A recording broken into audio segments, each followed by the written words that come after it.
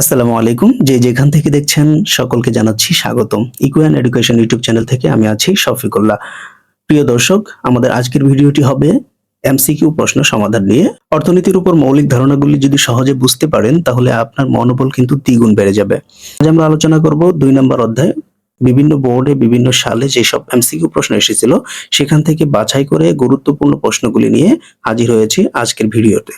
দেরি না করে যারা চ্যানেলটি সাবস্ক্রাইব করেননি চ্যানেলটি সাবস্ক্রাইব করে দিন এবং ভিডিওটি ভালো লাগলে একটি লাইক দিবেন, আর যদি কোনো মন্তব্য থাকে কমেন্ট বক্সে জানাবেন আর আপনার বন্ধুদেরকে শেয়ার করে জানিয়ে দিবেন। তো কথা না বাড়িয়ে চলুন শুরু করি।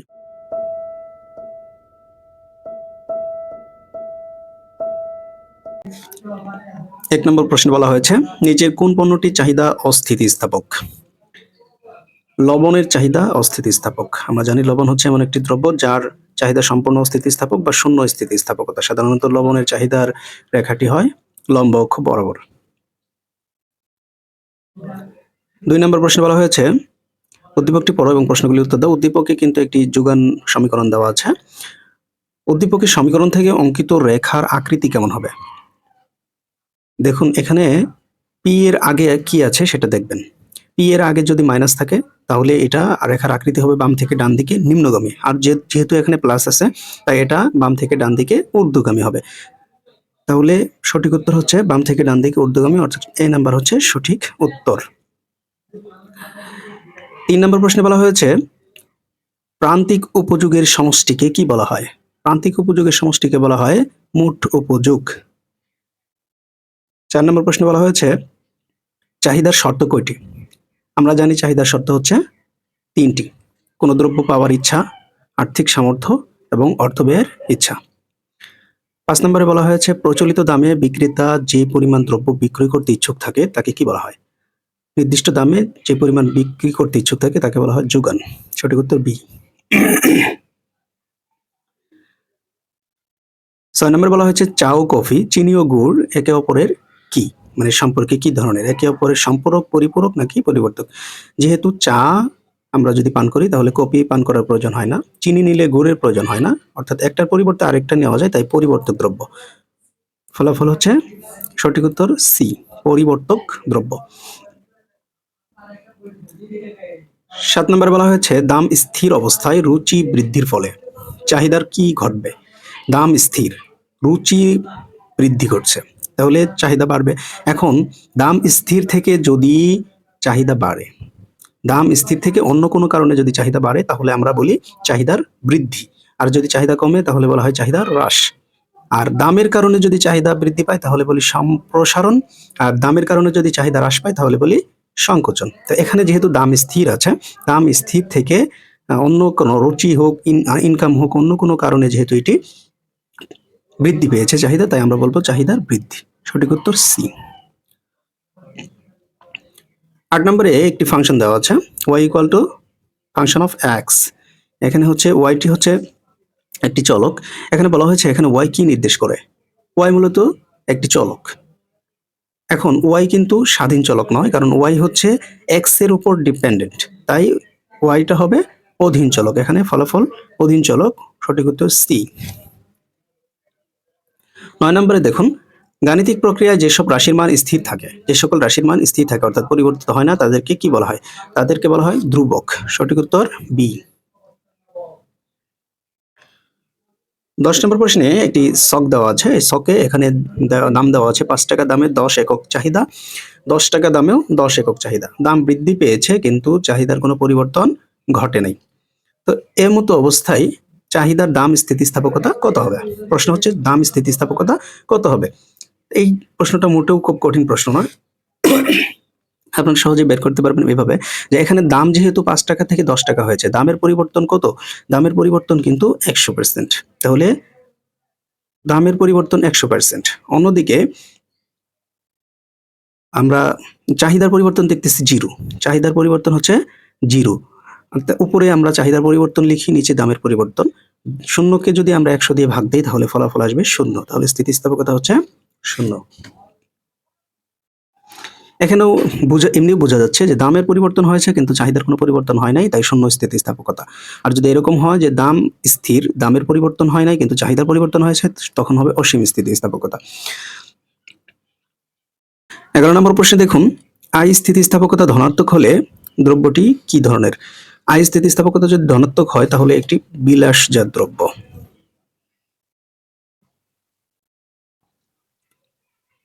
12 নম্বরে একটি চিত্র দেওয়া আছে, চিত্রটি লক্ষ্য করুন। এখানে এই চিত্রটি দিয়ে প্রশ্ন করা হয়েছে, চাহিদা ও যোগানের পরিমাণ দেওয়া আছে। বলা হয়েছে চিত্রে বিন্দুটির স্থানান্তর ঘটবে, কখন ঘটবে? এই যে বিন্দুটা যে দেখতে পাচ্ছেন, এই বিন্দুটা কখন স্থানান্তরিত হবে? তো স্থানান্তরিত এখানে কিছু ইভেন্ট দেওয়া আছে। তো আমরা যদি দেখি এখানে কি বলা হয়েছে, যে চাহিদার পরিবর্তন হয়, যদি চাহিদার পরিবর্তন হয়, হ্যাঁ, চাহিদার পরিবর্তন হলে চাহিদা রেখা বাম দিকে যাবে অথবা ডান দিকে যাবে, বিন্দুর পরিবর্তিত হবে। চাহিদা ও যোগান অপরিবর্তিত থাকে, তাহলে কোনো পরিবর্তন হবে না, তার মানে এটা হবে না। তারপরে দেখি যোগান পরিবর্তিত হয়, যদি যোগান পরিবর্তিত হয় তাহলে যোগান রেখা বামে ডানে স্থানান্তরিত হবে, সেক্ষেত্রেও বিন্দুর পরিবর্তন হবে। তাহলে সঠিক উত্তর পাচ্ছি 1 নাম্বার এবং 3 নাম্বার। 1 নাম্বার এবং 3 নাম্বার আমরা দেখি কত নাম্বার আছে। 1 নাম্বার আর 3 নাম্বার হচ্ছে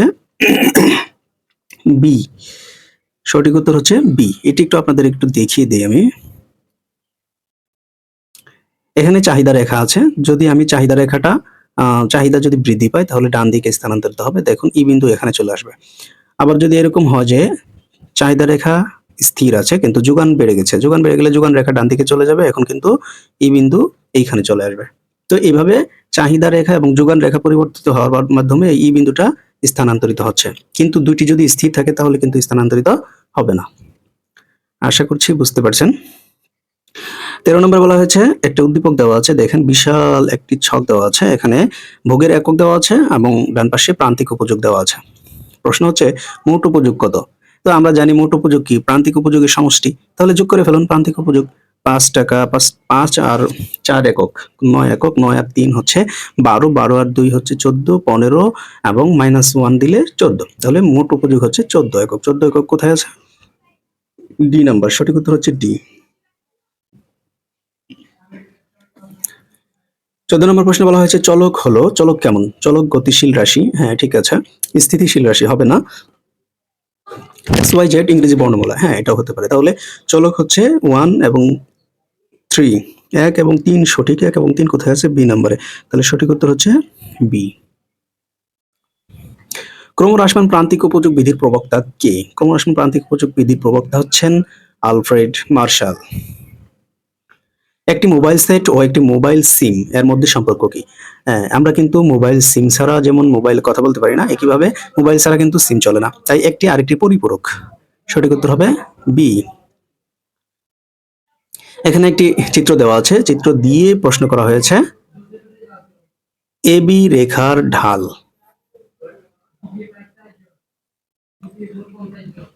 এখানে যে এবি রেখাটি আছে, এই এবি রেখার ঢাল কত? এখানে আমরা জানি যে সকল রেখাগুলি ভূমি অক্ষের সমান্তরাল সেই সকল রেখার ঢাল হচ্ছে 0। রেখা যত উপর দিকে উঠতে থাকবে, অর্থাৎ এটা যত খাড়া হইতে থাকবে তত ঢাল বাড়তে থাকবে, এবং যখন বরাবর উপর দিকে চলে যাবে তখন ঢাল হয়ে যাবে অসীম। তো এখন যেহেতু এটা ভূমি অক্ষের বরাবর, তাই এটার ঢাল হবে 0। সঠিক উত্তর এ। উদ্দীপকটি পরে প্রশ্নগুলির উত্তর দাও। এখানে একটা আবার যোগান সমীকরণ দিয়েছে, যোগান সমীকরণ দিয়ে বলেছে উপরের কত দামে যোগান শূন্য হবে। দেখুন খুবই সহজ একটি প্রশ্ন, কত দামে যোগান শূন্য হবে? স্যার এখানে দেখা যাচ্ছে -5 আছে, তো এখানে +5 যদি দাম ধরা হয় তাহলে কিন্তু যোগান শূন্য হয়ে যাচ্ছে, অর্থাৎ -5 +5 এ কাটা শূন্য হয়ে যাবে। আর যদি তাও না পারেন তাহলে আপনারা কি করবেন, -5 প্লাস পি সমান সমান 0 ধরবেন।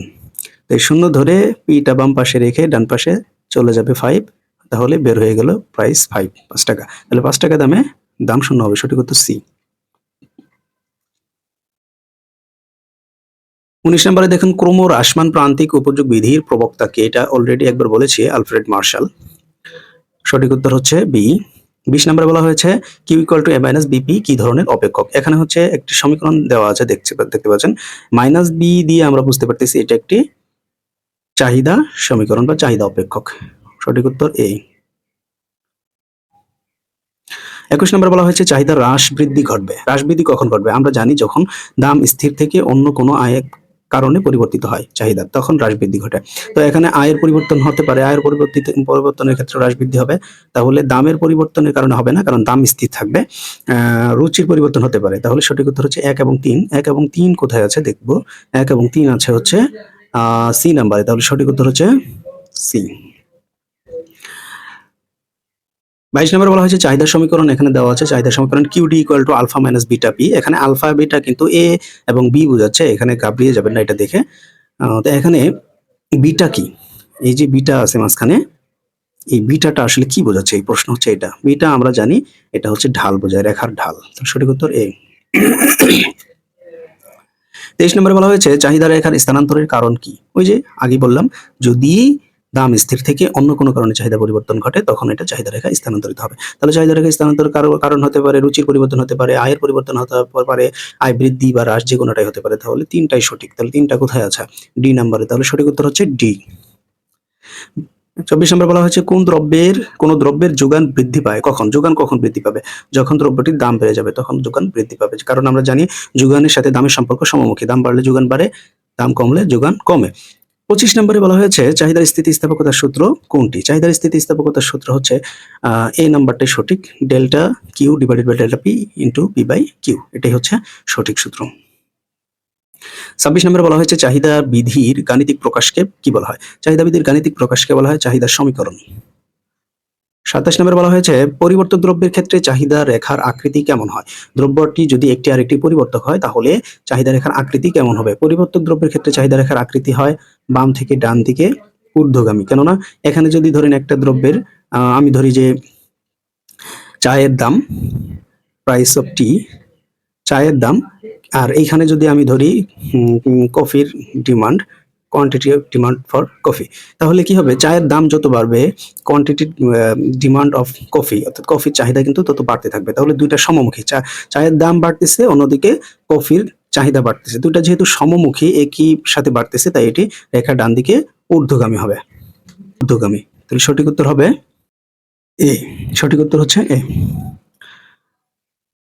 28 নম্বরে বলা হয়েছে উপযোগ হলো কোনো দ্রব্যের ওই বিশেষ গুণ বা ক্ষমতা যা মানুষের অভাব পূরণ করতে পারে। এই একটা সংজ্ঞা দিয়ে দিয়েছেন, এই সংজ্ঞাটি কার, এটি কে বলেছেন, অধ্যাপক মেয়ার্স। এই সংজ্ঞাটি দিয়েছেন অধ্যাপক মেয়ার্স। সঠিক উত্তর বি। নিচের অপেক্ষক দুটি লক্ষ্য করো এবং প্রশ্নগুলির উত্তর দাও। এখানে দুটি অপেক্ষক দেওয়া আছে, একটি হচ্ছে চাহিদা অপেক্ষক আর একটি যোগান অপেক্ষক। দ্রব্যটি বিনামূল্যে পাওয়া গেলে চাহিদার পরিমাণ কত। দ্রব্যটি যদি বিনামূল্যে পাওয়া যায় অর্থাৎ পি সমান যদি 0 হয় তাহলে চাহিদার পরিমাণ কত, 10 একক। সঠিক উত্তর বি। চাহিদার দাম স্থিতিস্থাপকতা নির্ণয়ের সূত্র কোনটি। দাম স্থিতিস্থাপকতা নির্ণয়ের সূত্র দেখুন, এখানে ই নাম্বার ডি নাম্বারটা কারেক্ট, কারণ হচ্ছে এখানে দেওয়া আছে delta Q D divided by delta P into P by Q. এখানে একটু ঝামেলা দেখা যাচ্ছে, মাঝখানে এটা আপনারা স্পেস দিয়ে চিন্তা করবেন তাহলে হবে। চাহিদা রেখা বাম দিকে স্থানান্তর করে কখন।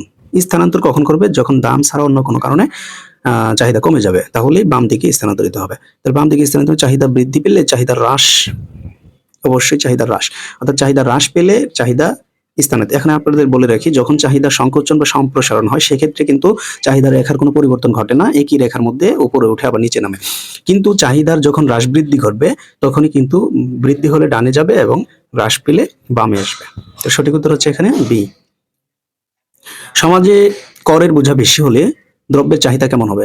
দেখুন, করের বোঝা যদি বেশি হয় তাহলে মানুষের ইনকামের অনেকটা অংশে করের মধ্যে চলে যাবে, তখন দ্রব্যের চাহিদা কমে যাবে, কারণ মানুষ তখন কম কিনতে পারবে, হাতের মধ্যে টাকা থাকবে কম, ফলে চাহিদা কমবে। 33 নম্বরে বলা হয়েছে সীমাবদ্ধ সম্পদের ক্ষেত্রে যোগান রেখার ঢাল কেমন হবে। দেখুন, প্রথমে চিন্তা করতে হবে আসলে রেখাটা কেমন হবে, তারপরে আপনি ঢাল কেমন হবে সেটা বলতে পারবেন। আগে বুঝুন যে সীমাবদ্ধ সম্পদ কোনগুলা। যে সকল সম্পদের যোগান কখনো বাড়ানো যায় না, যেটি একটি নির্দিষ্ট পরিমাণ সম্পদ সবসময় যোগান থাকে। তো এরকম সম্পদের যোগান রেখা যেহেতু যোগান বাড়ানো যায় না, দাম যদি আমরা এই পাশে কল্পনা করি আর ভূমি অক্ষে যদি আমরা যোগান কল্পনা করি, তাহলে দেখা যাচ্ছে এই যে সীমাবদ্ধ সম্পদ, এর যোগান কিন্তু কোনো পরিবর্তন নাই। দাম কমুক বাড়ুক যেটাই হোক না কেন, এর যোগান কিন্তু সেম থাকবে, অর্থাৎ যোগানের পরিমাণ পরিবর্তিত হচ্ছে না, এটা হচ্ছে যোগানের পরিমাণ। তো যেহেতু পরিবর্তিত হচ্ছে না, রেখাটি কিন্তু লম্ব অক্ষের সমান্তরাল হয়েছে। রেখা যেহেতু লম্ব অক্ষের সমান্তরাল, যে সকল রেখা লম্ব অক্ষের সমান্তরাল সেই সকল রেখার ঢাল হয় অসীম। অসীমকে আমরা আলফা দিয়ে প্রকাশ করি। তাহলে যে সকল রেখার ঢাল অসীম সেই সকল রেখাগুলি লম্ব অক্ষের সমান্তরাল হয়, আর যে সকল রেখার ঢাল শূন্য সেগুলি ভূমি অক্ষের সমান্তরাল হয়। তাহলে এখানে সঠিক উত্তর হবে অসীম। সঠিক উত্তর হচ্ছে ডি। 34 নম্বরে বলা হয়েছে দুটি দ্রব্য পরস্পর পরিপূরক হলে চাহিদা রেখা কেমন হবে? একটি যদি আরেকটি পরিপূরক হয় তাহলে চাহিদা রেখা বাম থেকে ডান দিকে নিম্নগামী হবে। সঠিক উত্তর হবে কোনটি? বি, ডান দিকে নিম্নগামী। ক্রমহ্রাসমান প্রান্তিক উপযোগ বিধির উন্নত রূপ দেন কে? Alfred martial. এটা বারবার আসতেছে, এটা অনেক কমন একটি প্রশ্ন।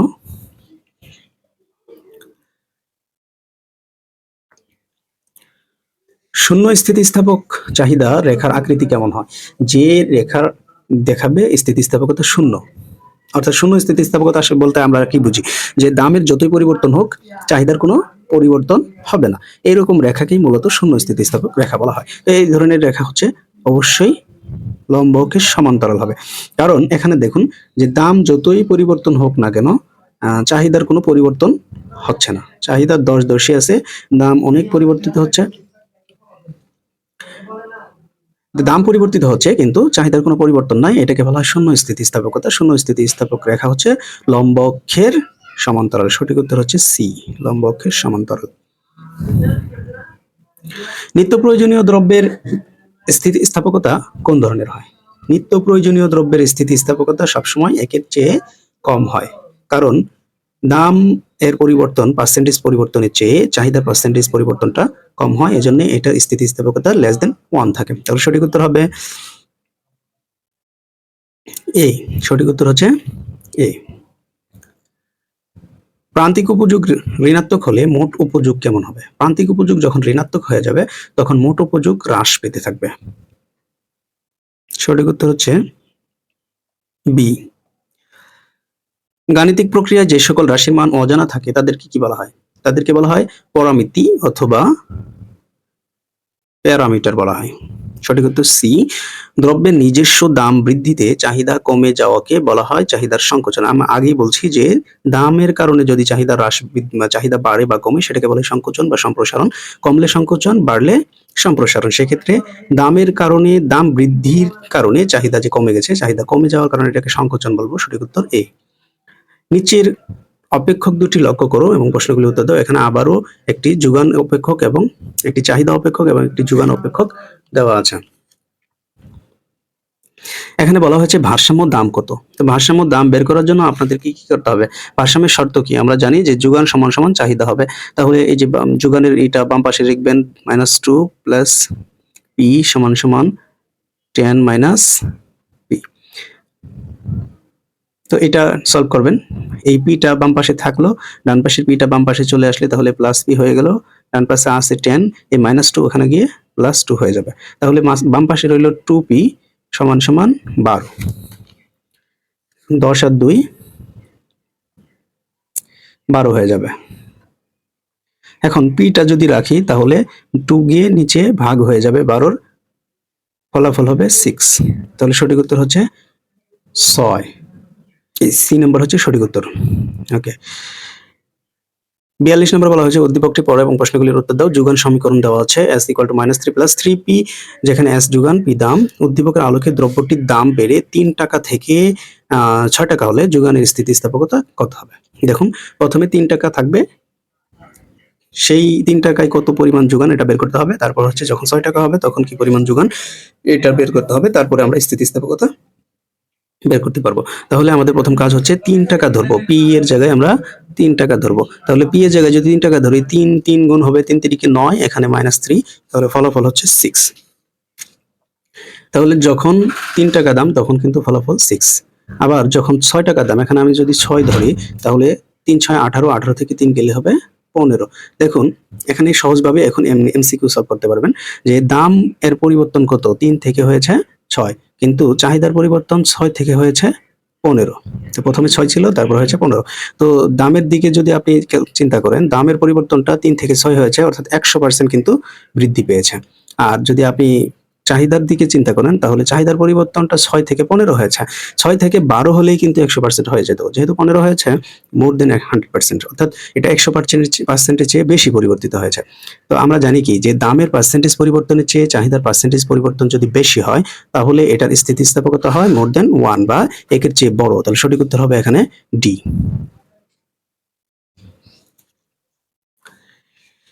এখানে একটি চিত্র দেওয়া আছে, ভারসাম্যের চিত্র।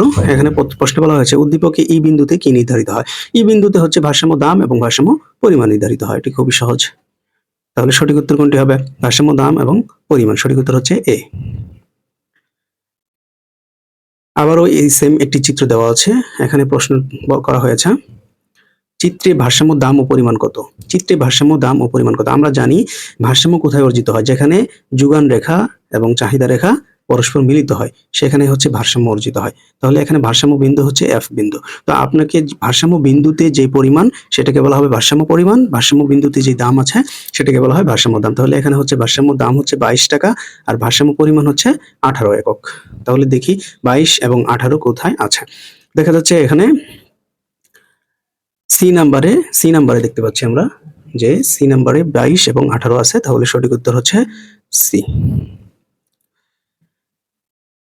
দ্রব্যের কোন বিষয়টি মানুষের অভাব পূরণের সাথে জড়িত? মানুষের অভাব পূরণের সাথে জড়িত হচ্ছে উপযোগ। নিচের চিত্রটি লক্ষ্য করে প্রশ্নগুলির উত্তর দাও। এখানে কে এল রেখা, আপনারা যে কে এল রেখা দেখতে পাচ্ছেন, এই যে রেখাটি, এই রেখার ঢাল কত? ঢাল পরিমাপ করার জন্য আমরা কি করি? স্লোপ ইকুয়াল টু উপরে লিখে হচ্ছে ভূমি অক্ষের পরিবর্তন, সরি নিচে লিখবো আমরা ভূমি অক্ষের পরিবর্তন। ভূমি অক্ষের পরিবর্তন এখানে কত হয়েছে? 0 থেকে 8 হয়েছে। তাহলে ভূমি অক্ষের পরিবর্তন হচ্ছে 8। আর উপরে লম্ব অক্ষের পরিবর্তন কত হয়েছে? লম্ব অক্ষের পরিবর্তন হয়েছে 0 থেকে 4। তাহলে 4। আপনি যদি এখানে 4 দিয়ে ভাগ দেন তাহলে উপরে যাবে একবার, নিচে যাবে হচ্ছে 2 বার। ফলাফল হচ্ছে হাফ। তাহলে সঠিক উত্তর হচ্ছে বি।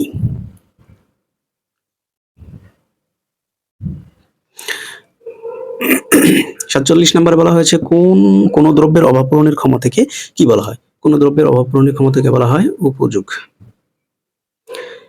48 নম্বরে একটি উদ্দীপক দেওয়া আছে। এখানে ইরার বাবা ফলের মৌসুমের শুরুতে বাজার হতে কিছু নিচু হবে না, এটা লিচু হবে। যাই হোক, ইরার গ্রামের বাসা চলে আসছে এটা। লিচু কিনে আনলেন। ইরা পর 5টি লিচু খাইছে ওর বাবা। 5টি লিচু খাওয়ার পরে সে কি পরিমাণ উপযোগ পাইছে সেটা এখানে হিসাব করে দিয়েছে। প্রথম যে লিচুটি খেয়েছে সেটা খেয়ে 20 একক বা 20 ইউটিল উপযোগ পেয়েছে। দ্বিতীয়টি খেয়ে 15, তৃতীয়টি 5, চতুর্থটি, পঞ্চমটি খেয়ে 0 একক পেয়েছে। অর্থাৎ পঞ্চমটি খাওয়ার পরে তার আর খাওয়ার ইচ্ছা নাই।